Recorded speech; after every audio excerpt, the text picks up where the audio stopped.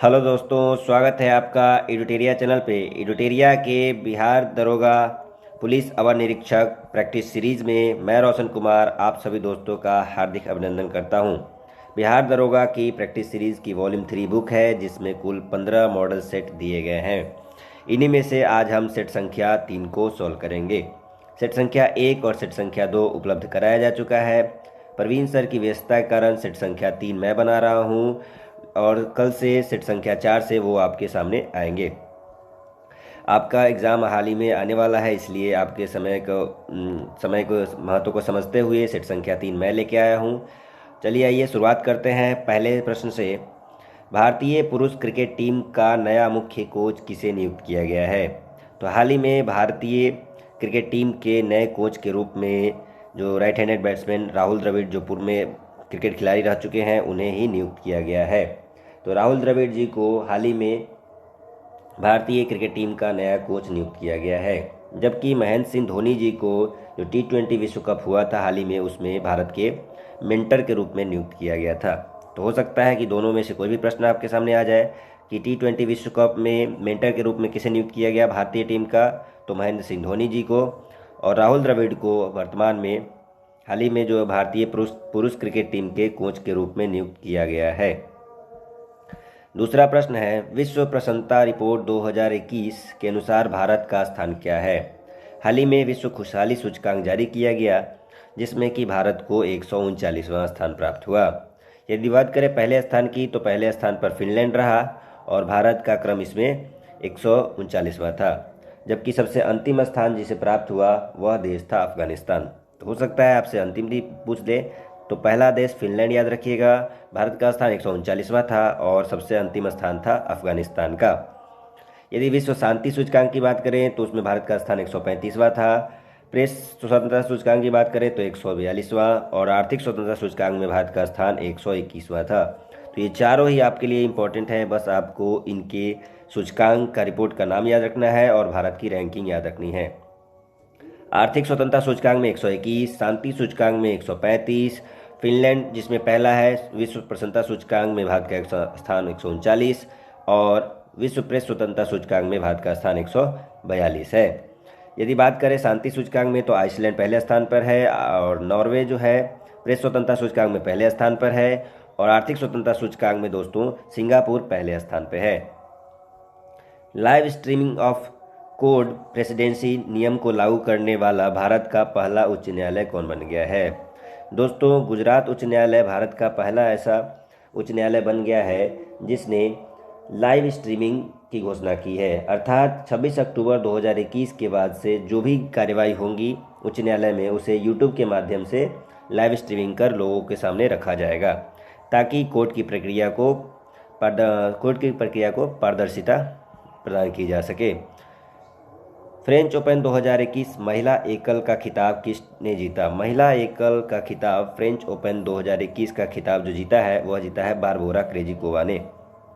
आपको मालूम होगा कि प्रतिवर्ष 4 ग्रैंड स्लैम आयोजित किए जाते हैं, Australian open, French open, Wimbledon open और यूएस ओपन। और इस वर्ष 2021 में जो फ्रेंच ओपन महिला का खिताब जीता था वह थी बारबोरा क्रेजिकोवा, जो कि चेक गणराज्य की रहने वाली थी। आपको ये याद रखना है कि इस वर्ष 4 महिलाओं ने अलग अलग जीता है। तो ऑस्ट्रेलियन ओपन जीता है नाओमी ओसाका ने और फ्रेंच ओपन जीता है बारबोरा क्रेजिकोवा ने, विंबलडन ओपन जीता है एशले बार्टी ने और यूएस ओपन जीता है एमा रादुकानु ने।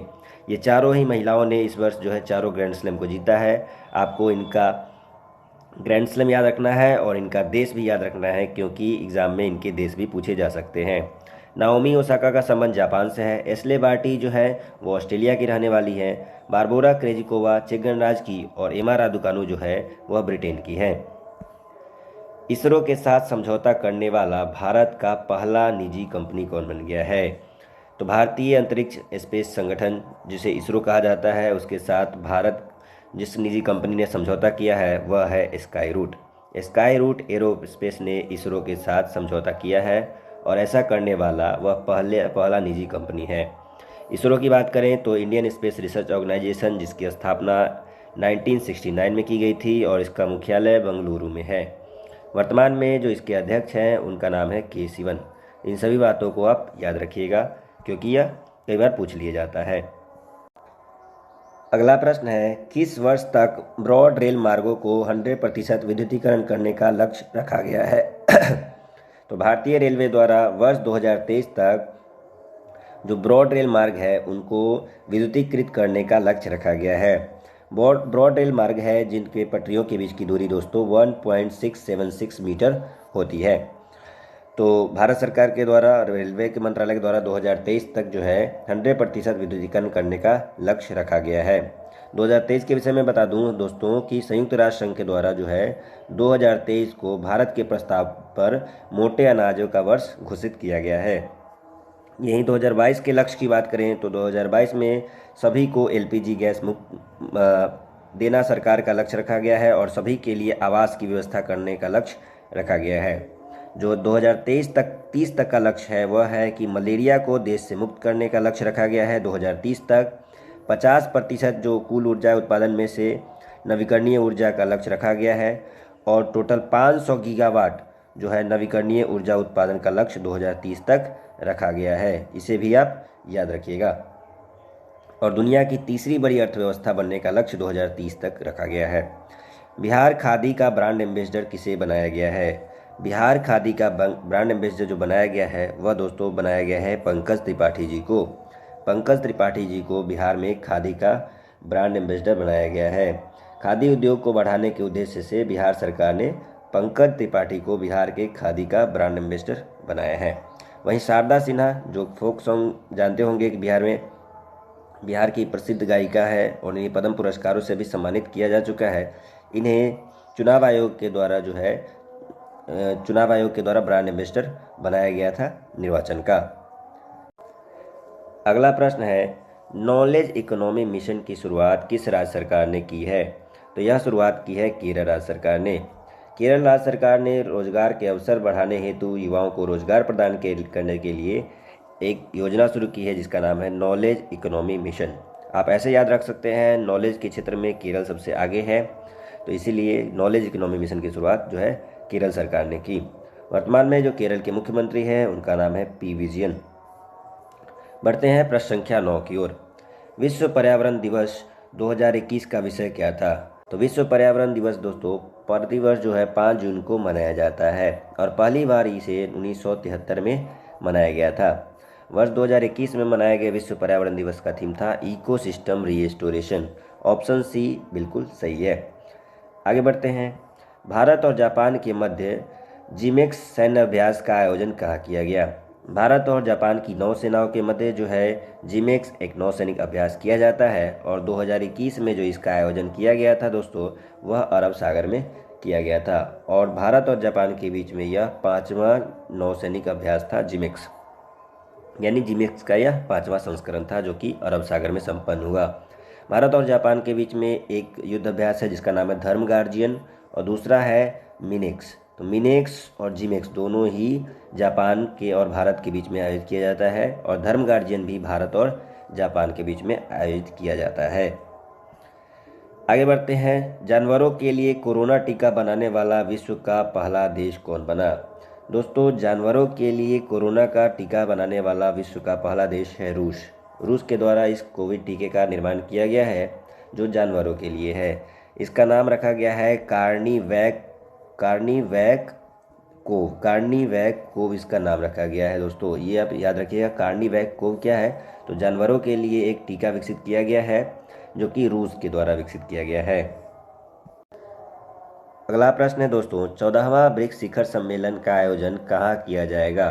तो 14वां ब्रिक्स शिखर सम्मेलन वर्ष 2022 में जो है वह चीन में आयोजित किया जाने वाला है। 13वां ब्रिक्स शिखर सम्मेलन जो है इस वर्ष भारत के द्वारा जो है वीडियो कॉन्फ्रेंसिंग के माध्यम से इसका आयोजन किया गया था। ब्रिक्स जो है कुल 5 देशों का संगठन है जिसमें ब्राज़ील, रशिया, इंडिया, चाइना और साउथ अफ्रीका है। तो जैसे आप देख रहे होंगे कि इस संगठन के नाम का क्रम है उसी के आधार पर इसके बैठकों का भी आयोजन किया जाता है। जैसे इस वर्ष इंडिया इसका आयोजन कर रहा है 13वां ब्रिक्स शिखर सम्मेलन 2021 का, तो अगला कौन करेगा? तो वह अगली बार करेगा चाइना। उससे आगे कौन करेगा? तो वह करेगा साउथ अफ्रीका। और पुनः इसके बाद कौन करेगा? तो वह करेगा ब्राज़ील। इसी क्रम में बैठकों का आयोजन हमेशा किया जाता है। आगे बढ़ते हैं। प्रश्न संख्या 13। वर्ष 2014 से 18 के मध्य भारत में तेंदुओं की आबादी में कितने प्रतिशत की वृद्धि हुई? तेंदुओं के संबंधित एक गणना रिपोर्ट जारी की गई जिसका नाम था तेंदुआ गणना रिपोर्ट 2018, जिसमें तेंदुओं की जनसंख्या के विषय में बताया गया कि भारत में उसकी संख्या कितनी है।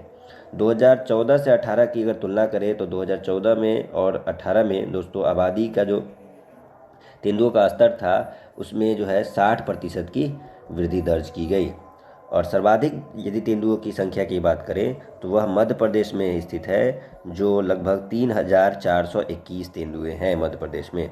तो पूछा जा रहा है सर्वाधिक वृद्धि पूछा जा रहा है वृद्धि कितनी हुई, तो 60% वृद्धि हुई 2014 से 18 के मध्य भारत में तेंदुओं में। शुक्रयान 1 को किस वर्ष तक लॉन्च करने का लक्ष्य रखा गया है? शुक्र ग्रह पर जीवन की खोज के लिए एक ऑर्बिटर को भेजा जाएगा और इसे 2024 तक इसरो के द्वारा भेजने का लक्ष्य रखा गया है। तो 2024 तक शुक्र ग्रह पर एक ऑर्बिटर भेजा जाएगा, यह इसरो की एक पहल है। वहीं 2022 में चंद्रयान 3 और गगनयान को भी भेजने का लक्ष्य रखा गया है। तो इसे आप याद रखिएगा कि चंद्रयान 3 और गगनयान को 2022 में भेजा जाएगा। आगे बढ़ते हैं। टोक्यो पैरालंपिक 2020 में स्वर्ण पदक जीतने वाले सुमित अंतिल का संबंध किस खेल से है? टोक्यो पैरालंपिक 2020 में भारत के लिए सुमित अंतिल ने जैवलिन थ्रो में जो है गोल्ड मेडल जीता। तो पहले इनका खेल का नाम याद रख लीजिए कि भाला फेंक, यानी कि जैवलिन थ्रो में इन्होंने भारत के लिए जो है स्वर्ण पदक जीता है। तो इसका उत्तर होगा सी। सुमित अंतिल का संबंध जो है हरियाणा राज्य से है। इन्होंने टोक्यो पैरालंपिक में F64 जो वर्ग है उस वर्ग में इन्होंने 68.55 मीटर भाला फेंक करके इन्होंने जो है भारत के लिए स्वर्ण पदक जीता है। आगे बढ़ते हैं। प्रश्न संख्या 16। 63वें ग्रैमी अवार्ड 2021 में सॉन्ग ऑफ द ईयर किसे घोषित किया गया?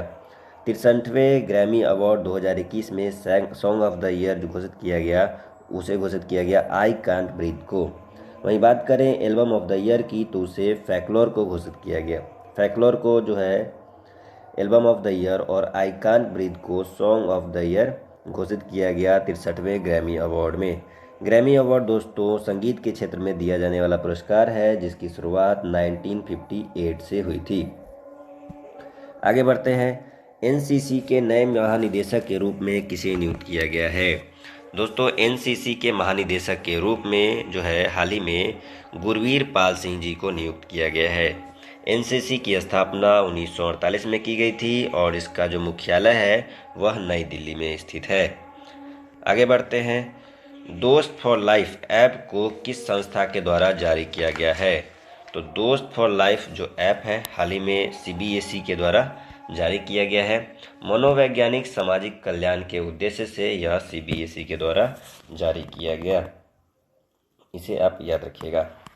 आगे बढ़ते हैं। पुस्तक how the earth got its beauty के लेखक कौन है? प्रसिद्ध लेखिका सुधा मूर्ति जी के द्वारा ये लिखी गई पुस्तक है, नाम है how the earth got its beauty. वर्ष 2021 में उन्होंने कई किताबें लिखी हैं जिसमें से एक प्रसिद्ध किताब है how the earth got its beauty. इसके अतिरिक्त उन्होंने जो किताबें लिखी हैं उसका नाम है the sage with to horns और सोने का नेवला। ये 2021 में उनकी लिखी गई अन्य किताबें हैं। इसके अतिरिक्त यदि सलमान रुश्दी की बात करें तो सलमान रुश्दी ने 2021 में एक पुस्तक लिखी है। हो सकता है कि ये पुस्तक आपसे आपके एग्जाम में पूछ दे, तो याद रखिएगा languages of truth. Languages of truth Salman Rushdie के द्वारा लिखी गई पुस्तक है जो हाल ही में प्रकाशित हुई। अगला प्रश्न है दोस्तों, बजट 2021-22 में मनरेगा हेतु कितनी राशि आवंटित की गई?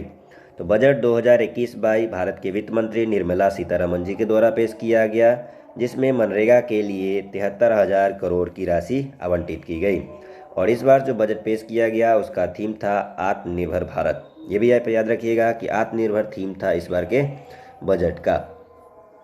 और इस बजट में 35,000 करोड़ की राशि दोस्तों वैक्सीनेशन के लिए यानी कि वैक्सीन के लिए दिया गया है 35,000 करोड़, और मनरेगा के लिए दिया गया है 73,000 करोड़ की राशि। आगे बढ़ते हैं। आर्थिक सर्वेक्षण 2020-21 में बीएनआई इंडेक्स की चर्चा की गई। इस इंडेक्स के कुल कितने आयाम हैं? पहले दोस्तों हम लोग जान लेते हैं कि बीएनआई क्या है। ये इसका फुल फॉर्म है bare necessities index. Bare necessities index को 5 आयामों पर इसकी चर्चा की गई कि इसे 5 आयाम होंगे। एक पहला है स्वच्छता, दूसरा है जल, तीसरा है आवास, चौथा है सूक्ष्म पर्यावरण और पांचवा है अन्य सुविधाएं। इन 5 आधारों पर जो है BNI इंडेक्स को निकाला गया। पेट्रोल में 20% तक एथेनॉल मिश्रित करने का लक्ष्य कब तक रखा गया है? पेट्रोल में दोस्तों भारत सरकार ने इथेनॉल के मिश्रण करने का लक्ष्य रखा गया है। पहले यह प्रतिशत 10 था और इसे लक्ष्य रखा गया है कि 2025 तक जो है पेट्रोल में 20% एथेनॉल मिला करके जो है लोगों को दिया जाएगा, ताकि इससे जो प्रदूषण जो पेट्रोलों के कारण होता है उसके प्रदूषण में कमी आए। तो हरित ऊर्जा को बढ़ावा देने के लिए सरकार के द्वारा उठाया गया एक कदम है, जिसके तहत 2025 तक जो है 20% एथेनॉल मिश्रित करने का लक्ष्य रखा गया है। वहीं 2030 तक की बात करें तो 2030 में कुल 500 गीगावाट नवीकरणीय ऊर्जा उत्पादन करने का लक्ष्य भारत सरकार ने रखा है और कुल ऊर्जा का 50%, अपनी कुल ऊर्जा खपत का 50% नवीकरणीय ऊर्जा से प्राप्त करने का भी लक्ष्य भारत सरकार ने रखा है। इसे आप याद रखिएगा। प्रधानमंत्री नरेंद्र मोदी जी ने उत्तराखंड के किस जिले में श्री आदि शंकराचार्य समाधि का उद्घाटन किया? तो अक्टूबर माह में 5 अक्टूबर को प्रधानमंत्री जी ने उत्तराखंड में के रुद्रप्रयाग जिले में उन्होंने आदि शंकराचार्य जी के समाधि स्थल का उन्होंने उद्घाटन किया, जो कि आप जानते होंगे कि जब केदारनाथ में आपदा आई थी तो उस समय ये सभी टूट गए थे, क्षतिग्रस्त हो गए थे, तो उसी का पुनः उद्धार किया गया है और वापस से आदि शंकराचार्य जी का समाधि स्थल का उद्घाटन रुद्रप्रयाग में मोदी जी के द्वारा किया गया है। वर्ष 2021 के बुकर पुरस्कार हेतु किसका चयन किया गया है? तो हाल ही में बुकर पुरस्कार प्रदान किया गया है और डेमन गलगुड जो कि दक्षिण अफ्रीका के हैं, उनको उनकी पुस्तक द प्रॉमिस के लिए, नाम भी याद रखिएगा पुस्तक का, क्योंकि कई बार नाम भी पूछ लिया जाता है कि नाम क्या है पुस्तक का। तो द प्रॉमिस पुस्तक के लिए डेमन गलगुड जी को 2021 का बुकर पुरस्कार प्रदान किया गया। बुकर पुरस्कार दोस्तों साहित्य के क्षेत्र में दिया जाने वाला एक पुरस्कार है। और अंतर्राष्ट्रीय बुकर पुरस्कार की बात करें तो डेविड डियोप जी को उनकी पुस्तक at night all blood is black के लिए दिया गया है। तो डेविड डियोप जी को उनकी पुस्तक at night all blood is black के लिए अंतर्राष्ट्रीय बुकर पुरस्कार दिया गया। तो दोनों याद रखिएगा, बुकर पुरस्कार डेमन गलगुड और अंतर्राष्ट्रीय बुकर पुरस्कार डेविड डियोप जी को दिया गया। बढ़ते हैं प्रश्न संख्या 25 की ओर। अगला प्रश्न है, देश की संसद ने दीपावली को राष्ट्रीय अवकाश घोषित करने हेतु विधेयक पारित किया है। तो हाल ही में अमेरिका की संसद में यह विधेयक पारित किया गया है। भारत में हाल ही में दीपावली पर्व का आयोजन किया गया। भारत के सहित अन्य देशों में भी इस पर्व का आयोजन किया गया। इसी क्रम में अमेरिका की एक न्यूयॉर्क के रहने वाली महिला सांसद ने अमेरिका की संसद में एक प्रस्ताव विधेयक लाया और उसे पारित भी कर दिया गया है कि अब अमेरिका में दीपावली के दिन राष्ट्रीय अवकाश घोषित किया जाएगा। तो यह आप याद रखिएगा कि दीपावली को राष्ट्रीय अवकाश अमेरिका में घोषित किया गया है। वहाँ पे संसद में, जिसका नाम कांग्रेस है, वहाँ पे इस विधेयक को पारित कर दिया गया है। अगला है, मैरीलेबोन क्रिकेट क्लब MCC ने किस भारतीय क्रिकेटर को आजीवन सदस्यता दिया है? तो MCC ने भारत के 2 क्रिकेट खिलाड़ी, एक हरभजन सिंह जो स्पिनर बॉलर हैं और जवागल श्रीनाथ जी को जो है दोनों को दिया गया है आजीवन सदस्यता। कहाँ पे? तो मैरीलेबोन क्रिकेट क्लब MCC में। तो याद रखिएगा कि हरभजन सिंह जो है स्पिनर बॉलर है और जवागल श्रीनाथ जो है एक तेज गेंदबाज है, दोनों को दिया गया है आजीवन सदस्यता। अगला प्रश्न है, 2 संख्याओं का HCF तथा LCM 12 एवं 720 है, तो इन संख्याओं के संभावित कितने जोड़े बन सकते हैं? तो दोस्तों इन संख्याओं के जोड़े बन सकते हैं टोटल 4। यदि पहली संख्या होगी तो वो होगी 12x, दूसरी संख्या होगी तो वो होगी 12y। यदि LCM निकालेंगे तो इसका होगा 12xy LCM equal to 720। Cross कीजिएगा तो आपका आएगा xy इक्वल टू 60। तो आपको 2 संख्याएं ढूंढनी है जिसको मल्टीप्लाई करके 60 है। यदि संख्याओं की बात करें तो हो सकता है x 1 हो और y 60 हो, या तो ये होगा 2 तो ये होगा 30, और ये हो सकता है 3 तो ये हो सकता है 20, ये हो सकता है 4 तो ये हो सकता है 15, ये हो सकता है 5 तो ये हो सकता है दोस्तों 12। आप देख रहे होंगे कि इसमें 5 संख्या हमको दिख रही है, तो आपको ये करना है कि उन संख्याओं को नहीं लेना है। ऐसे तो 6 और 10 भी हो सकता है, उन संख्याओं को नहीं लेना है जिनको दोबारा इसका LCM निकाला जा सके, यानी कि आपको 2 30 नहीं ले सकते हैं दोबारा, इसका HCF निकाला जा सके। 2 30 नहीं ले सकते हैं और 6 और 10 आप नहीं ले सकते हैं। तो इस प्रकार आपके जो जोड़े बनते हैं वो बनते हैं 1 60 का, 3 20 का, 4 15 का और 5 12 का।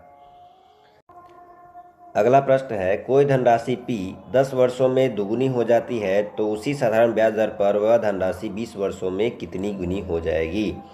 तो यदि कोई धनराशि 10 वर्षों में दुगुनी हो रही है यानी कि उसका ब्याज उतना ही बढ़ रहा है, यानी SI बराबर P into R into T by 100 का फॉर्मूला आप यूज करिएगा।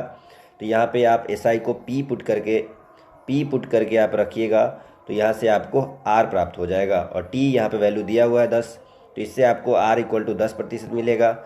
इस R को यह पुट करना है कि यदि 20 वर्षों में रखा जाए तो जो SI मिलेगा वो आपको कितना मिलेगा। तो SI जितना मिलेगा वो 2P मिलेगा। तो फिर आप जो इसका मिश्रण है वो आप निकालिएगा तो आपका उत्तर आएगा 3P। तो आप इसी फॉर्मूला के साथ इसको आप सॉल्व कर सकते हैं। R 10% रख दीजिएगा। अगला प्रश्न है, root under 0.0169x equal to 1.3, then x का वैल्यू क्या होगा। आप दोनों तरफ स्क्वायर करें, स्क्वायर करने के बाद आपको प्राप्त होगा एक्स स्क्वायर बराबर 1.69 divided by 0.0169, x square equal to 100, then x equal to 10। इसका उत्तर होगा ऑप्शन बी 10। आगे बढ़ते हैं, 213 का पावर 6 तो इकाई अंक ज्ञात करें। यानी कि अगर किसी भी संख्या की बात करें तो उसमें यदि इकाई अंक करना है तो इन अंकों की ज़रूरत नहीं होती, आप केवल 3 को पकड़ें। पावर में जितना है उसको 4 से डिवाइड करने के बाद जो शेष बचता है उसी को केवल रखिए। तो आप 6 है पावर में, तो आप 4 से डिवाइड करने के बाद 2 बचेगा, क्योंकि 4 का इसमें साइकिल चलता रहता है। तो 3 का पावर 2 बचेगा, तो लास्ट का इधर 1 बचेगा, इधर जो भी है 4 का साइकिल सबका एक ही लेगा, और इधर 3 का स्क्वायर जो होगा वही एग्जैक्ट आपका उत्तर होगा। तो 3 का स्क्वायर लास्ट में बनता है 9। इसका उत्तर होगा ऑप्शन सी 9। अगला प्रश्न है, लाल मिट्टी की प्रकृति क्या होती है। तो दोस्तों, लाल मिट्टी की जो प्रकृति होती है वह होती है अम्लीय। लाल मिट्टी का निर्माण कायांतरित सेलों के विघटन से होता है और इसमें आयरन और सिलिका की बहुलता होती है, और इसमें यह मिट्टी इस कारण यह अम्लीय होता है। भारत की बात करें तो भारत में के जो दक्षिण भारत के जो पूर्वी भाग है उसमें लाल मिट्टी की बहुलता है, जबकि दक्षिण भारत के पश्चिमी भाग में जैसे गुजरात, कर्नाटक, इन क्षेत्रों में जो है वह काली मिट्टी की प्रधानता है। निम्नलिखित में से कौन सा झील राजस्थान में स्थित नहीं है। डिडवाना झील, पिछौला झील और लून कर्नस झील जो है, कर्नसल झील जो है, तीनों जो झील है वह स्थित है राजस्थान में। इस प्रकार ऑप्शन डी होगा कि उपयुक्त में से कोई नहीं है जो कि नहीं स्थित हो, जबकि तीनों स्थित है राजस्थान में। इसके अतिरिक्त पुलिकट झील तमिलनाडु में, लोकटक झील मणिपुर में, पेरियार झील केरल में और कोलेरू झील जो है वह आंध्र प्रदेश में स्थित है।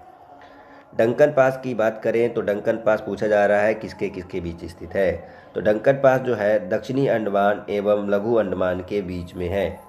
तो डंकन पास दक्षिणी अंडमान और लघु अंडमान के बीच में स्थित है। जबकि 8 डिग्री चैनल जो है वह मालदीव और मिनिकॉय को जोड़ता है। 9 डिग्री जो है वह लक्षद्वीप और मणिकॉय के बीच में है। पाक स्ट्रीट तमिलनाडु और श्रीलंका को जोड़ता है, और ग्रैंड चैनल जो है वह सुमात्रा और निकोबार को जोड़ता है। तो इसे भी आप याद रखिएगा, ग्रैंड चैनल सुमात्रा और निकोबार को जोड़ता है। प्रश्न संख्या 34 की ओर बढ़ते हैं। अरुण नदी की धारा को तिब्बत में अन्य किस नाम से जाना जाता है। दोस्तों, अरुण नदी कोसी की एक सहायक नदी है और इसे तिब्बत में जो दोस्तों पंगचू एवं बुमचू के नाम से जाना जाता है। तो ये दोनों भी नाम याद रखिए, पंगचू और बुमचू के नाम से किसे जाना जाता है, तो अरुण नदी को, और यह कोसी की सहायक नदी है।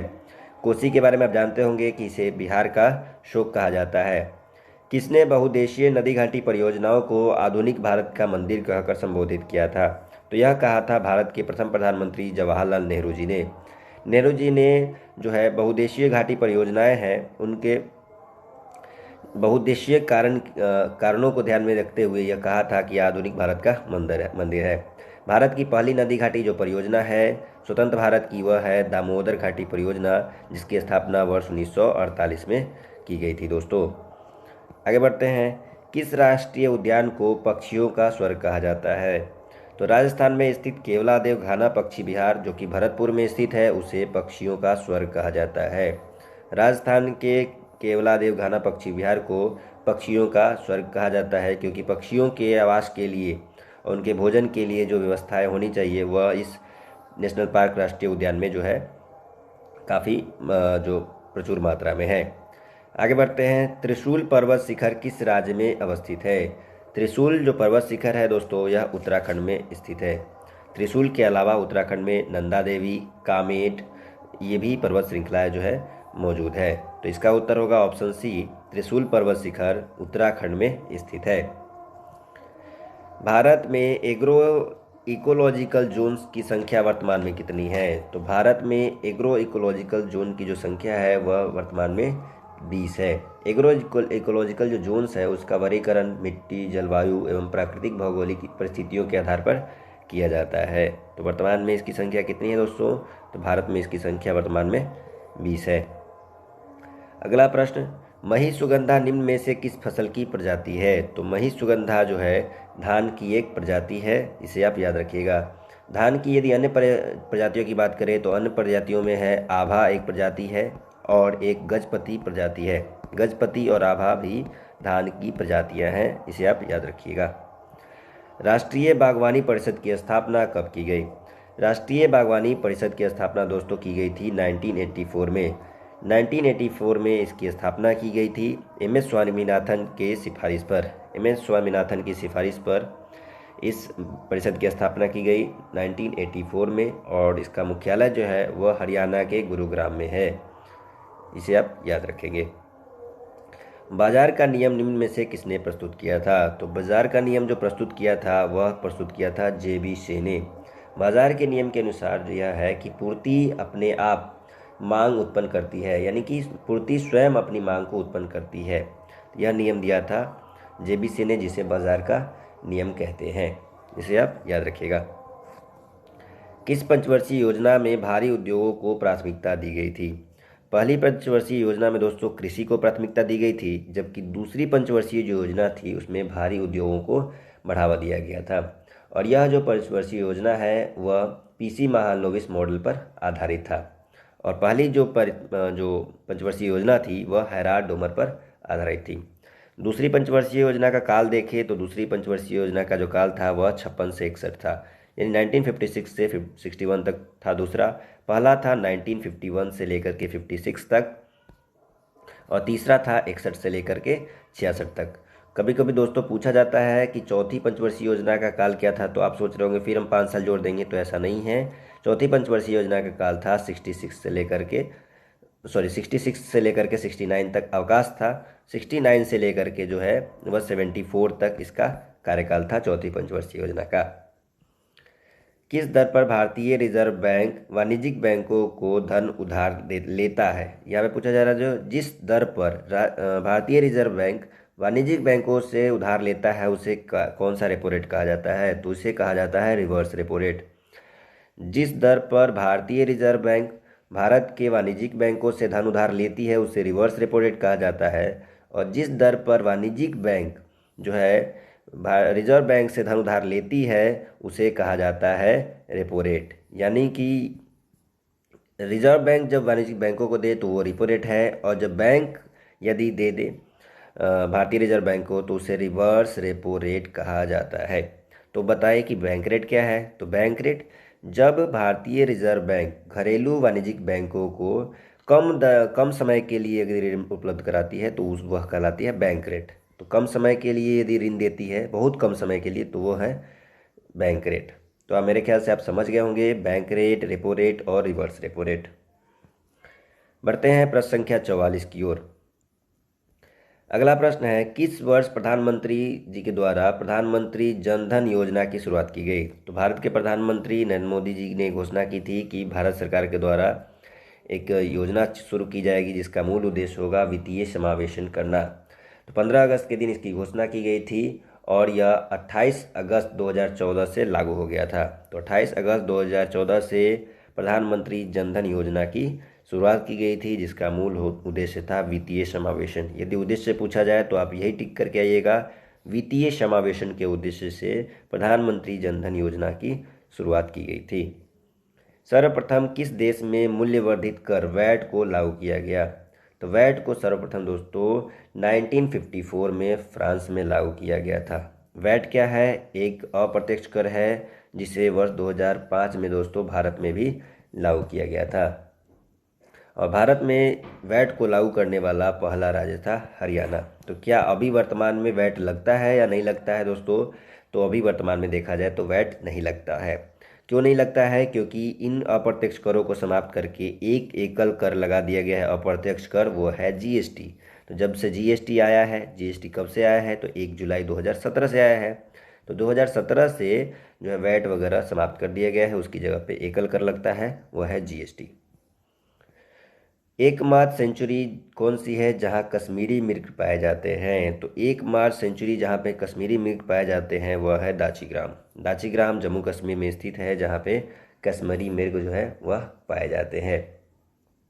गिर की बात करें तो गिर गुजरात में है, हेमिस लद्दाख में है दोस्तों, और काजीरंगा आप जानते होंगे वह असम में है, जो कि एक सींग वाले गैंडे के लिए प्रसिद्ध है। और गिर जो है एशियाई शेरों के लिए प्रसिद्ध है। जीव मंडल सुरक्षित क्षेत्र का उद्देश्य है। तो जीव मंडल सुरक्षित क्षेत्र का यह उद्देश्य है कि कृषि उत्पादों का प्रयोग और उसका विकास किया जाए, वन्य उत्पादों का प्रयोग और विकास किया जाए, वन भूमि के वनस्पति और प्राणी का परीक्षण करना। तो उपयुक्त सभी इसके उद्देश्य हैं। अगला पुस्तक है ग्रीन डेवलपमेंट के लेखक कौन है? तो पुस्तक ग्रीन डेवलपमेंट के लेखक जो है वो है W.M. एडम्स। W.M. एडम्स के द्वारा ग्रीन डेवलपमेंट पुस्तक लिखी गई है, जिसका हिंदी में अर्थ है हरित विकास। प्रश्न संख्या 49 देखते हैं। दिए गए विकल्पों में कौन विशालतम पारिस्थितिकी तंत्र का उदाहरण है? पृथ्वी पर मौजूद विशालतम पारिस्थितिकी तंत्र जो है वह है समुद्र। समुद्र में ढेरों प्रकार की प्रजातियां हैं, जीव हैं, तो यही सबसे बड़ा विशालतम पारिस्थितिकी तंत्र है। इसका उत्तर होगा ऑप्शन सी, समुद्र।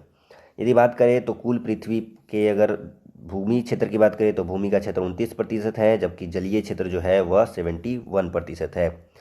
इस जलीय क्षेत्र में यदि बात करें तो पृथ्वी के ऊपर जो कि खारे के रूप में है, खारा जल है, वह है 97%, 97.5 भी कहीं कहीं लिखा है, और 2.5% जो लगभग है वह पेयजल के रूप में, स्वच्छ जल के रूप में नदियों में, तालाबों में, भूमिगत जल के रूप में उपलब्ध है। और खारा जल कितना है? तो लगभग 97.5% है, जो समुद्र में है।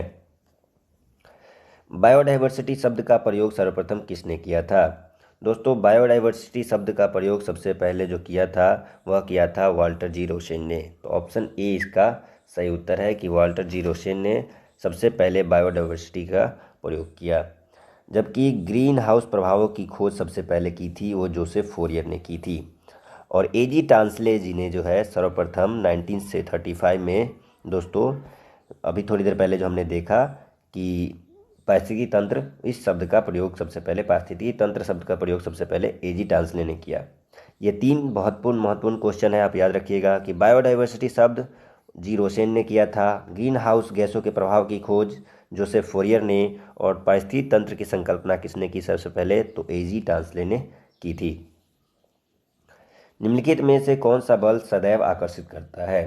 तो पृथ्वी पर मौजूद दो वस्तुओं जो है हमेशा एक दूसरे को आपस में खींचती है, जिसे हम गुरुत्वाकर्षण बल कहते हैं। अर्थात गुरुत्वाकर्षण बल जो है हमेशा ये दो वस्तुओं के बीच लगता है और वह हमेशा एक दूसरे को आकर्षित करती है। तो गुरुत्वाकर्षण बल इसका एक उदाहरण है।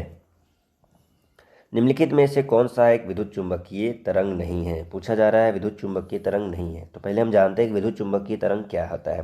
तो विद्युत चुंबकीय तरंग एक ऐसी तरंग है जिसे गमन करने के लिए माध्यम की आवश्यकता नहीं होती है। तो वो तरंगे कौन से हैं? प्रकाश को गमन करने के लिए, माइक्रोवेव को और रेडियो तरंगों को गमन करने के लिए दोस्तों किसी माध्यम की आवश्यकता नहीं होती है, जबकि ध्वनि तरंगे जो हैं उनको चलने के लिए एक माध्यम की आवश्यकता होती है। तो इस प्रकार ध्वनि तरंग जो है विद्युत चुंबकीय तरंग नहीं है, बाकी तीनों जो है विद्युत चुंबकीय तरंग के उदाहरण हैं। बढ़ते हैं प्रश्न संख्या 53 की ओर। 53 क्वेश्चन है, शुष्क सेल का एनोड जो होता है वह किसका बना होता है? दोस्तों, शुष्क सेल का जो एनोड है वह कार्बन का बना होता है। शुष्क सेल और लाक्लांसे सेल जिसे कहते हैं, दोनों का एनोड जो है वह कार्बन का बना होता है। जबकि वोल्टीय सेल और डेनियल सेल, वोल्टीय सेल और डेनियल सेल जो दोनों का जो एनोड होता है वह बना होता है तांबा का। तो यदि बात करें शुष्क सेल की, तो शुष्क सेल का एनोड बना होता है कार्बन का, जबकि वोल्टीय सेल, लेक्लांसे सेल और डेनियल सेल तीनों का जो कैथोड बना होता है वह बना होता है जस्ता का। तो कैथोड में आपको कंफ्यूज नहीं होना है कि कैथोड बना होता है जस्ता का, और जो एनोड बना होता है शुष्क सेल में वह बना होता है कार्बन का। बढ़ते हैं प्रश्न संख्या 54 की ओर। सरल सूक्ष्मदर्शी का आवर्धन क्षमता m होता है। तो सरल सूक्ष्मदर्शी का जो फॉर्मूला है जो आवर्धन क्षमता निकालने के लिए है वह है m बराबर 1 प्लस d/f, जहाँ d इक्वल टू होता है 25 सेंटीमीटर। f जो है वह फोकस दूरी को दर्शाता है। तो यह सरल सूक्ष्मदर्शी का एक फार्मूला है। सरल सूक्ष्मदर्शी कम फोकस दूरी वाला एक उत्तल लेंस होता है। इसमें वस्तु का आकार वस्तु द्वारा नेत्र पर बनाए गए दर्शन कोण पर निर्भर करता है। दर्शन कोण जितना छोटा होता है उतनी ही वस्तु छोटी दिखाई देती है। बढ़ते हैं अगले प्रश्न की ओर। नाभिकीय रिएक्टर में नियंत्रक छड़ के रूप में किसका प्रयोग किया जाता है? तो नाभिकीय रिएक्टर में जो है नियंत्रक छड़ के रूप में बोरॉन का प्रयोग किया जाता है।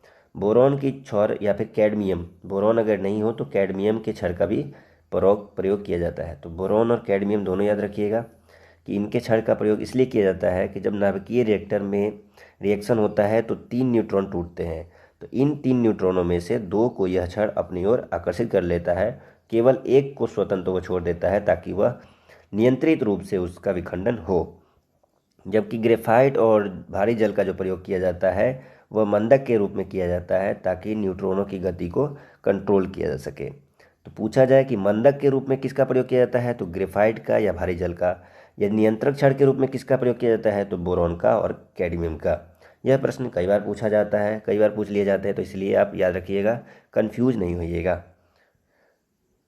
आगे बढ़ते हैं। निम्नलिखित में से कौन एक अदिश राशि का उदाहरण है? तो राशि 2 प्रकार की होती है, एक होता है सदिश और एक होता है अदिश। सदिश राशि उन राशियों को कहा जाता है जिसमें दिशा और परिमाण दोनों होते हैं, और अदिश राशि उनको कहा जाता है जिसमें केवल परिमाण होता है, दिशा नहीं होता है। तो वेग और विस्थापन ये दोनों ही सदिश राशि के उदाहरण हैं, जबकि आयतन जो है एक अदिश राशि का उदाहरण है। इसके अतिरिक्त यदि उदाहरण देखें अदिश राशि का, तो अदिश राशि के आप उदाहरण देख सकते हैं, समय है, दूरी है, दाब है, ये सब जो है वह अदिश राशि के उदाहरण है। जबकि सदिश राशि का उदाहरण अगर देखें तो वेग है, त्वरण है, विस्थापन है, संवेग है, भार है, ये सब सदिश राशि के उदाहरण हैं। किसी विलयन में विलयन की कुल मात्रा तथा उसमें मिश्रित विलय की कुल मात्रा का अनुपात क्या कहलाता है? तो विलयन की सांद्रता इसे कहा जाता है। दोस्तों, विलयन की सांद्रता बराबर होता है विलय की मात्रा बटा विलयन की मात्रा। तो किसी विलयन में विलयन की कुल मात्रा तथा उसमें विलय की कुल मात्रा का जो अनुपात होता है उसे हम विलयन की सांद्रता कहते हैं। निलंबन कणों का आकार कितना होता है? तो निलंबन कणों का जो आकार होता है दोस्तों वह होता है 10 का पावर -5 से लेकर के 10 का पावर -7 सेंटीमीटर। निलंबन क्या है? तो निलंबन एक विषमांगी मिश्रण होता है जिसमें एक ठोस कण विद्यमान होते हैं जो द्रव में पूरी तरीके से नहीं घुलते हैं। जैसे उदाहरण ले लीजिए कि यदि हम पानी में कंकड़ को मिलाते हैं तो वह कंकड़ पूरी तरह से नहीं मिलता है, वह नीचे बैठ जाता है। तो यह एक निलंबन का उदाहरण है। अम्ल क्रियाशील धातुओं के साथ अभिक्रिया करके निम्नलिखित में से कौन सी गैस रिलीज करता है? कि जब एक अम्ल क्रियाशील धातुओं के साथ अभिक्रिया करती है तो उसमें से जो गैस मुक्त होती है वह गैस होती है दोस्तों हाइड्रोजन। जब एक अम्ल क्रियाशील धातुओं के साथ अभिक्रिया करती है तो लवण और हाइड्रोजन दोनों मुक्त करती है। तो अब इसमें गैस पूछा जा रहा है तो इसका उत्तर होगा ऑप्शन ए, और लवण भी इसका एक प्रोडक्ट होता है। निम्नलिखित में से कौन सुमेलित नहीं है? नाभिकीय मॉडल अर्नेस्ट रदरफोर्ड जी के द्वारा दिया गया था, ग्रहीय मॉडल निल्स बोर के द्वारा दिया गया था, और क्वांटम मॉडल जो दिया गया था वो एरविन स्ट्रोडिंगर के द्वारा दिया गया था। तो इस प्रकार जो है सभी सुमेलित है। क्लोरीन अणुओं के बीच कौन सा सहसंयोजक बंधक होता है? ऑप्शन है एकल, द्विक, त्रिक और इनमें से कोई नहीं। क्लोरीन Cl2 जिसे लिखते हैं तो Cl और Cl यानी 2 क्लोरीन के बीच में दोस्तों एकल बंध होता है। द्विक सहसंयोजक बंधक के उदाहरण देखें तो वो ऑक्सीजन है O2, O और O के बीच में डबल बॉन्ड होता है। और त्रिक संयोजक का उदाहरण देखें तो वह है नाइट्रोजन, नाइट्रोजन और नाइट्रोजन के बीच में दोस्तों त्रिक सहसंयोजक बंध होते हैं। तो ये आप तीनों के उदाहरण देख सकते हैं। एकल के उदाहरण और भी हैं, जैसे हाइड्रोजन इसके एक प्रमुख उदाहरण के रूप में देखा जा सकता है। आवर्त सारणी में किस वर्ग के तत्वों को सामूहिक रूप से क्षारीय मृदा धातुएं कहा जाता है? तो अल्कली अर्थ मेटल जो है वर्ग 2 के जो तत्व है उनको कहा जाता है। तो अल्कली अर्थ मेटल इसके वर्ग 2 के तत्वों को कहा जाता है। तो चलिए आइए देखते हैं क्यों किन तत्वों को कहा जाता है। तो इसके उदाहरण है मैग्नीशियम, बेरिलियम, कैल्शियम, ये इसके उदाहरण हैं। बढ़ते हैं अगले प्रश्न की ओर। प्रश्न संख्या 63 है, लूनर कॉस्टिक निम्न में से किसे कहा जाता है। तो दोस्तों लूनर कॉस्टिक सिल्वर नाइट्रेट को कहा जाता है। लूनर कॉस्टिक कहा जाता है सिल्वर नाइट्रेट को। सिल्वर नाइट्रेट का फॉर्मूला देखिए तो AgNO3 होता है। लूनर कॉस्टिक सूर्य के प्रकाश में अपघटित हो जाता है। इसे रंगीन बोतलों में रखा जाता है लूनर कॉस्टिक को। अगला प्रश्न है, निम्नलिखित में से कौन यूकैरियोटिक जीव का उदाहरण नहीं है। तो सेल को दो भागों में बांटा जाता है, एक होता है प्रोकैरियोटिक सेल, एक होता है यूकैरियोटिक सेल। तो प्रोकैरियोटिक सेल के बारे में पूछा जा रहा है कि कौन प्रोकैरियोटिक है, अर्थात जो यूकैरियोटिक नहीं है। तो यूकैरियोटिक के 3 उदाहरण आपके सामने हैं, एक है पादप, एक है मानव, एक है खमीर। इसके अतिरिक्त अगर देखा जाए तो शैवाल भी जो है वो यूकैरियोटिक के उदाहरण है। शैवाल, पादप, मानव, ये सब जो है यूकैरियोटिक के उदाहरण हैं, जबकि प्रोकैरियोटिक के उदाहरण जो है वह जीवाणु है। नील हरित शैवाल भी इसके उदाहरण है। आगे बढ़ते हैं। प्लांटी जगत को शारीरिक जटिलता के आधार पर कितने भागों में बांटा जाता है। तो दोस्तों प्लांटी जगत को शारीरिक जटिलता के आधार पर 5 भागों में बांटा जाता है। इनके नाम है थैलोफाइट, ब्रायोफाइट, टेरिडोफाइट, जिम्नोस्पर्म और एंजियोस्पर्म। तो प्लांटी जगत को शारीरिक जटिलता के आधार पर 5 भागों में बांटा जाता है। निम्नलिखित में से किसका हृदय 4 कक्षीय होता है। तो 4 कक्षीय जो हृदय, उनके उदाहरण में मानव भी आता है दोस्तों, कि मानव का भी जो हृदय होता है वह 4 कक्षीय होता है। इसके अतिरिक्त जो पक्षी है उसका हृदय 4 कक्षीय होता है। सरीसृप और मत्स्य है, इनके जो हृदय है वो 3 कक्षीय होते हैं। तो पूछा जा रहा है 4 कक्षीय के उदाहरण, तो आपको उत्तर देना है पक्षी। 3 कक्षीय पूछा जाता तो सरीसृप और मत्स्य आप उसका उत्तर दे सकते थे। अगला प्रश्न है, निम्नलिखित में से कौन सुमेलित नहीं है। अमाशय अम्ल का निर्मोचन करता है, बिल्कुल सही। बड़ी आंत जल का अवशोषण करता है। छोटी आंत पचे हुए भोजन का रुधिर वाहिकाओं में अवशोषण करता है, यह भी सही है। और चौथा है, यकृत शरीर की सबसे बड़ी मिश्रित ग्रंथि। तो यह स्टेटमेंट दोस्तों गलत है, क्योंकि शरीर की सबसे जो बड़ी मिश्रित ग्रंथि है वह है पैंक्रियाज, जिसे अग्नाशय कहते हैं। अग्नाशय मानव शरीर की सबसे बड़ी मिश्रित ग्रंथि है, जबकि मानव शरीर की सबसे बड़ी ग्रंथि यदि है तो वह है यकृत। केवल ग्रंथि करके दे तो आपको उत्तर देना है यकृत, यदि सबसे बड़ी मिश्रित ग्रंथि दे तो आपको उत्तर देना है अग्नाशय, क्योंकि अग्नाशय एक मिश्रित ग्रंथि का उदाहरण है। अगला प्रश्न है, मानव शरीर के परिसंचरण तंत्र में के किस भाग में ऑक्सीजन रहित रक्त का प्रवाह होता है, यानी किस भाग में ऑक्सीजन नहीं होता है। तो हृदय का जो दायां हिस्सा फेफड़ों में ऑक्सीजन रहित रक्त का स्पंदित करता है, और बायां जो हिस्सा होता है वह अंगों की ओर ऑक्सीजन युक्त रक्त लेके जाता है। ऑक्सीजन रहित रक्त महाशिरा है जो दायां आलिंद में प्रवेश करता है। तो इसका उत्तर हो जाएगा ऑप्शन सी। जबकि अन्य फुफ्फुस शिरा, इसका एक अपवाद समझ के देख लीजिए कि जो भी शिराएं हैं उसमें ऑक्सीजन रहित होती है, लेकिन फुफ्फुस शिरा ऐसी एक शिरा है जिसमें कि ऑक्सीजन होता है, बायां आलिंद में होता ही है। और सबसे बड़ी धमनी होती है वह महाधमनी होती है, उसमें भी ऑक्सीजन होता है। आगे बढ़ते हैं। वाष्पोत्सर्जन के लिए पौधों में निम्नलिखित संरचनाओं में कौन जिम्मेदार है। तो इसका उत्तर है ऑप्शन डी। पौधों की संरचना में पत्तियों में एक सूक्ष्म छिद्र होता है जिसे हम स्टोमेटा कहते हैं, और श्वसन और वाष्पोत्सर्जन में यह सहायक होता है। अब जब कोई पत्ता देखते हैं तो उसमें छोटे छोटे छोटे महीन कण होते हैं जो आप नंगी आंखों से नहीं देख सकते हैं, माइक्रोस्कोप की सहायता से आप देख सकते हैं, उसे ही स्टोमेटा कहा जाता है। जाइलम एक उत्तक है जो कि पौधों के जड़ों से जो भोजन है वो शरीर के विभिन्न अंगों तक पहुंचाता है। निम्नलिखित में से कौन सा जीव परागणकारी है। तो निम्नलिखित में कौन सा जीव जो है परागणकारी है, तो इसका उत्तर होगा ऑप्शन डी। सभी जो जीव है वह परागणकारी है। खानवा का युद्ध बाबर और किस शासक के बीच में हुआ था। बाबर ने अपने जीवन काल में 4 प्रमुख युद्ध लड़े जो काफ़ी चर्चित रहा। एक था पानीपत का पहला युद्ध जो इब्राहिम लोदी के बीच से लड़ा गया, दूसरा था जो रानी संगा के बीच में लड़ा गया जो खानवा का युद्ध था, तीसरा जो उसने लड़ा था चंदेरी का युद्ध मेदिनी राय से, और चौथा जो युद्ध लड़ा था घाघरा का युद्ध वो अफगान शासक से लड़ा था। और ये चारों युद्ध में जो है बाबर की जीत हुई थी। पानीपत के युद्ध में पहली बार भारत में बाबर आया था, वो उसने इब्राहिम लोदी को पराजित किया। बाबर को उसकी उदारता के कारण उसे कलंदर के नाम से जाना जाता है। और खानवा के युद्ध के बाद राणा सांगा को पराजित करने के बाद बाबर ने गाजी की उपाधि भी धारण की थी। इसे आप याद रखिएगा इन सभी बिंदुओं को। आगे बढ़ते हैं प्रश्न संख्या 72।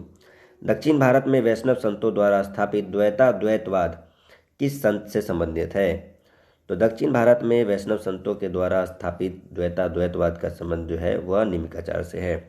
4 प्रमुख द्वैतवाद है, उसको आपको याद रखना है। माधवाचार्य जी ने जो है द्वैतवाद की स्थापना की। रामानुजाचार्य जी ने जो है द्वैतवाद का संस्थापक के रूप में जाना जाता है। और विष्णु स्वामी जी को जो है वह शुद्ध द्वैतवाद के संस्थापक के रूप में जाना जाता है। सल्तनत काल में कृषि विभाग किससे संबंधित था? सल्तनत काल में दिल्ली के जो शासक थे उन्होंने विभिन्न विभागों की स्थापना की, जिन्हें विभिन्न नाम से जाना जाता था। उसमें से एक था कृषि विभाग, जिसे दीवाने को ही कहा जाता था, और इसकी स्थापना जो है वह इसकी स्थापना मोहम्मद बिन तुगलक ने की थी। मोहम्मद बिन तुगलक के द्वारा कृषि विभाग के रूप में दीवाने कोही की स्थापना की, जबकि दीवाने अर्ज जो एक सैन्य विभाग था, इसकी स्थापना बलबन ने की थी। दीवाने खैरात और दीवाने बंदगान, इन दोनों की स्थापना जो है फिरोज शाह तुगलक ने की थी। अगला प्रश्न है, किस मुगल शासक के शासनकाल को हिंदी साहित्य का स्वर्णकाल कहा जाता है? तो दोस्तों, अकबर के शासनकाल को हिंदी साहित्य का स्वर्णकाल कहा जाता है, क्योंकि अकबर के द्वारा ही अनुवाद विभाग की स्थापना की गई। रामायण महाभारत जैसे जो ग्रंथ है उनका फारसी में अनुवाद करवाया गया था। अकबर के शासनकाल में कई जो साहित्यविद थे, जैसे कि अबुल फजल थे, फैजी थे, ये इसलिए इनके शासनकाल को हिंदी साहित्य का स्वर्णकाल कहा जाता है। जबकि जहांगीर के शासनकाल को चित्रकला का स्वर्ण युग काल कहा जाता है, और शाहजहां के शासनकाल को दोस्तों स्थापत्य कला का स्वर्णकाल कहा जाता है। द्वितीय जैन संगीति कहाँ हुई थी? जैन संगीति 2 बार आयोजित की गई थी। पहली जैन संगीति जो आयोजित की गई थी वह पाटलिपुत्र में की गई थी, और दूसरी जैन संगीति आयोजित की गई थी वल्लभी, गुजरात में। पाटलिपुत्र में जो संगीति आयोजित की गई थी उसके अध्यक्ष स्थूलभद्र थे, और वल्लभी, गुजरात में जो आयोजित किया गया था वह उसके अध्यक्ष थे क्षमाश्रवण। और इनकी ईस्वी देखें तो यह 300 ईस्वी पूर्व में आयोजित की गई थी, और यह 6ठी शताब्दी में आयोजित की गई थी। प्रसिद्ध अरबी लेखक अल-बरूनी किसके साथ भारत आया था? प्रसिद्ध अरबी लेखक अल-बरूनी जो है वह मोहम्मद गजनवी के साथ भारत में आया था। मोहम्मद गजनवी के साथ एक प्रसिद्ध लेखक आए थे अल-बरूनी, जिन्होंने अपनी एक किताब लिखी है जिसके लिए काफ़ी चर्चा में रहे हैं। उस किताब का नाम है किताब-ए-हिंद, जिसे हम कहते हैं दोस्तों तहकीक-ए-हिंद। किताब-ए-हिंद या तहकीक-ए-हिंद जो है हिंदी में नाम है भारत की खोज, वह अल-बरूनी के द्वारा लिखी गई है, और वह मोहम्मद गजनवी के साथ भारत आए थे। सामवेद का ब्राह्मण ग्रंथ निम्न में से है।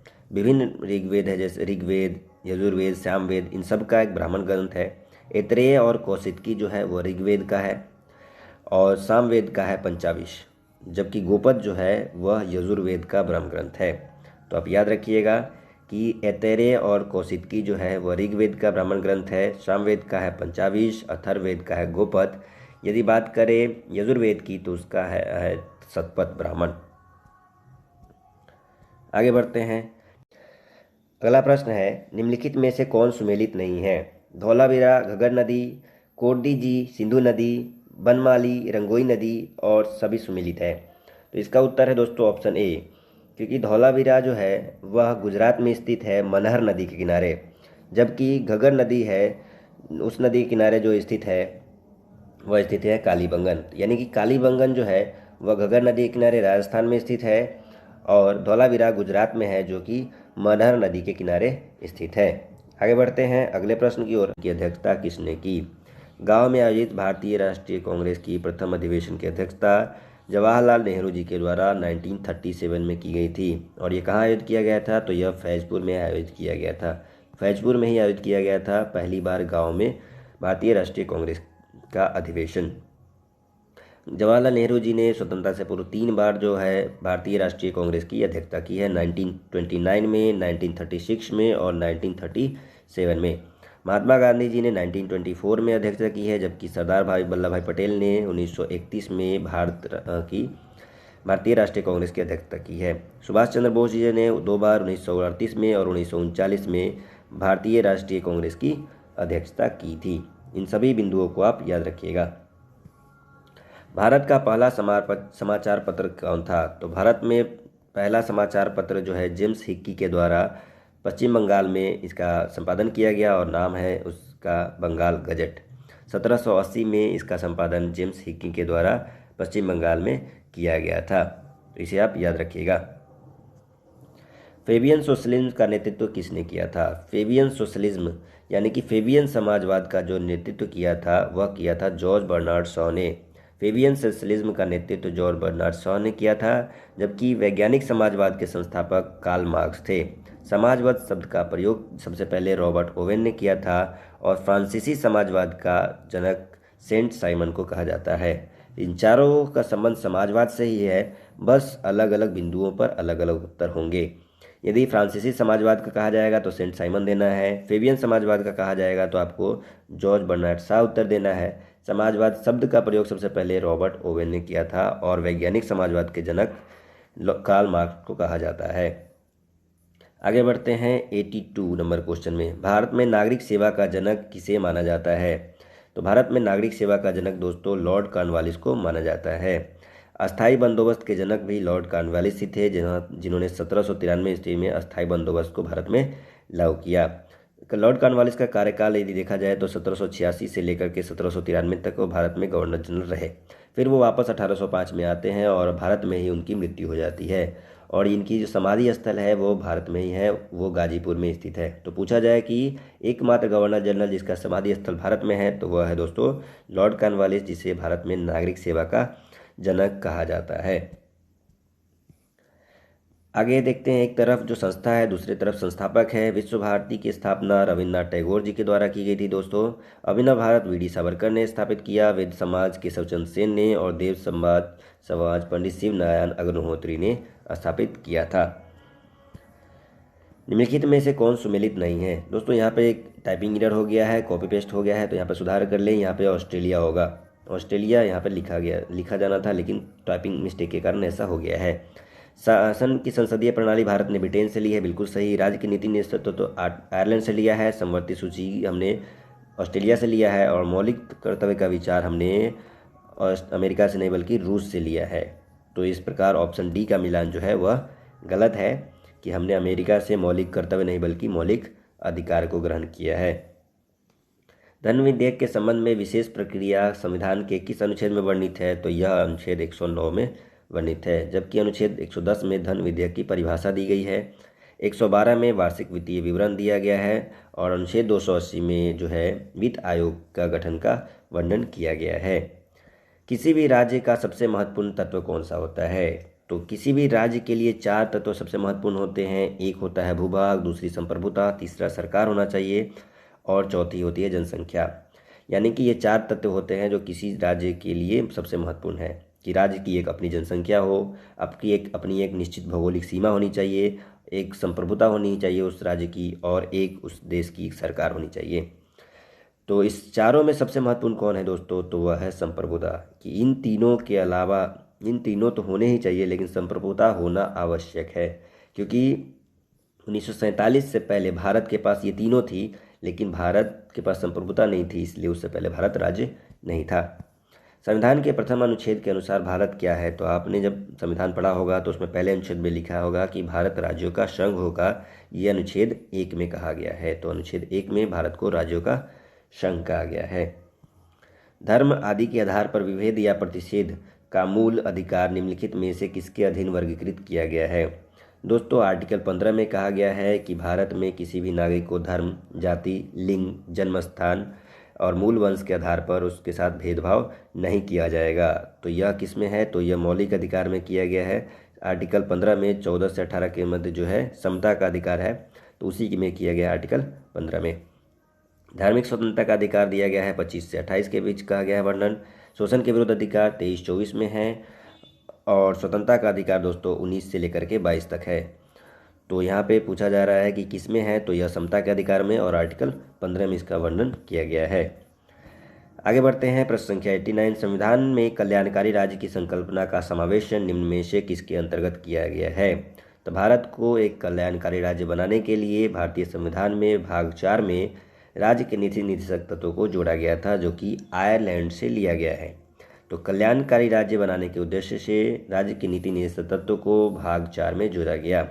राज्य के नीति निर्देशक तत्व भारत सरकार को दिया जाने वाला एक नीति निर्देश है जिसमें सरकार का यह कर्तव्य है कि योजनाओं के निर्माण से पूर्व वो इन तत्वों को ध्यान में रख के ही सरकार योजनाएं बनाए ताकि एक लोक कल्याणकारी राज्य की स्थापना की जा सके।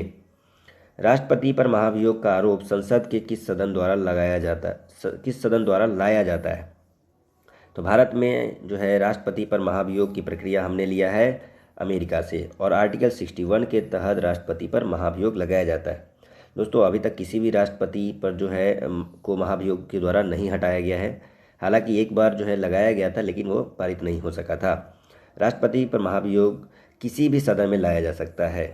ऐसा जरूरी नहीं है कि वो लोकसभा में लाया जाए या राज्यसभा में लाया जाए, पहले किसी भी सदन में पहले लाया जा सकता है। लाए जाने से 14 दिन पहले जो है राष्ट्रपति को सूचित करना जरूरी होता है, और लाए जाने के बाद सदन में जितने भी कुल सदस्य हैं, कुल सदस्यों का, उस सदन के जितने ही सदस्य हैं, 1/4 का हस्ताक्षर आवश्यक होता है, तभी महाभियोग पर वार्ता शुरू होती है। निम्नलिखित में से कौन सी समिति पंचायती राज संस्था से संबंधित नहीं है? तो पंचायती राज संस्था से संबंधित यदि समितियों की बात करें तो JV की राव समिति का गठन 1985 में किया गया था, सिंघवी समिति का गठन 1986 में किया गया था, अशोक मेहता समिति का गठन 1977 में किया गया था। अर्थात इन तीन का संबंध जो है वह पंचायती राज से है, जबकि नरसिम्हा राव समिति का संबंध जो है बैंकिंग सेवा से संबंधित है। तो इस प्रकार ऑप्शन बी जो है पंचायती राज से संबंधित नहीं है। इसके अतिरिक्त यदि बात करें बलवंत राय मेहता समिति, जिसका गठन 1956 में किया गया था, और थुंगन समिति, इन सब समितियों का संबंध भी पंचायती राज संस्था से है। निम्नलिखित में से किस संविधान संशोधन द्वारा दिल्ली को राष्ट्रीय राजधानी का दर्जा दिया गया? 69वां संविधान संशोधन 1991 के तहत दोस्तों भारत की राजधानी के रूप में दिल्ली को घोषित किया गया। तो दिल्ली को राष्ट्रीय राजधानी का दर्जा 69वें संविधान संशोधन अधिनियम 1991 के तहत दिया गया, जो कि 1992 से प्रभावी हुआ था। 1 फरवरी 1992 से यह प्रभावी हुआ था। 61वां संविधान संशोधन दोस्तों निर्वाचन की जो आयु है वह घटा करके 21 वर्ष से 18 वर्ष कर दी गई थी, मतदान की आयु। 52वां संविधान संशोधन दोस्तों दल बदल विरोधी अधिनियम से है। 93वां संविधान संशोधन जो है SC ST को शैक्षणिक संस्थानों में आरक्षण देने से है, जिसके तहत आर्टिकल 15(4) को जोड़ा गया था। केंद्रीय अन्वेषण ब्यूरो CBI का गठन 1963 में किया गया था। CVC केंद्रीय सतर्कता आयोग 1964 में गठित किया गया था। भ्रष्टाचार निरोधक कानून 1985 में नहीं बल्कि 1988 में लाया गया था। अब दोनों ये याद रखिएगा कि केंद्रीय अन्वेषण ब्यूरो 1963 और केंद्रीय सतर्कता आयोग 1964, ये सबसे ज़्यादा इंपॉर्टेंट है, जो कि कई बार पूछे जाते हैं। बोहरा समिति का संबंध निम्नलिखित में से किससे है? तो चुनाव से संबंधित एक समिति गठित की गई थी, जिसमें था कि राजनेताओं और अपराधियों की साठगांठ से संबंधित था, ताकि राजनीति में जो अपराधीकरण है उसको कम किया जा सके। इसके लिए बोहरा समिति का गठन 1993 में किया गया था, जब भारत के प्रधानमंत्री थे PV नरसिम्हा राव। भारत के प्रधानमंत्री PV नरसिम्हा राव जी के समय बोहरा समिति का गठन किया गया था 1993 में। निम्नलिखित में से किस संस्था या निकाय का उल्लेख भारतीय संविधान में नहीं है? तो राष्ट्रीय विकास परिषद, योजना आयोग, क्षेत्रीय परिषद, इन सभी का जो उल्लेख है भारतीय संविधान में नहीं है। इसके अतिरिक्त नीति आयोग का भी जो वर्णन है भारतीय संविधान में नहीं किया गया है। राष्ट्रीय विकास परिषद का गठन 1952 में किया गया था, और योजना आयोग का जो गठन है 1950 में किया गया था। दोस्तों इसे आप याद रखिएगा। भारत का पहला परमाणु पनडुब्बी कौन है? तो भारत का पहला परमाणु पनडुब्बी है, यानी परमाणु क्षमता से लैस भारत की पहली पनडुब्बी वह है INS चक्र।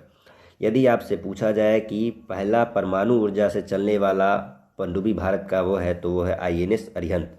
दोनों ही प्रश्नों में थोड़ा सा बारीक अंतर है, आप कंफ्यूज नहीं होइएगा।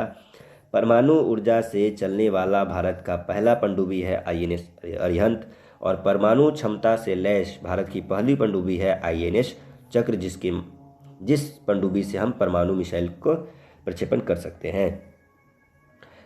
एक ही राज्य में बहने वाली भारत की सबसे लंबी नदी कौन है? तो एक ही राज्य में बहने वाली भारत की सबसे लंबी नदी है वह है लूनी नदी।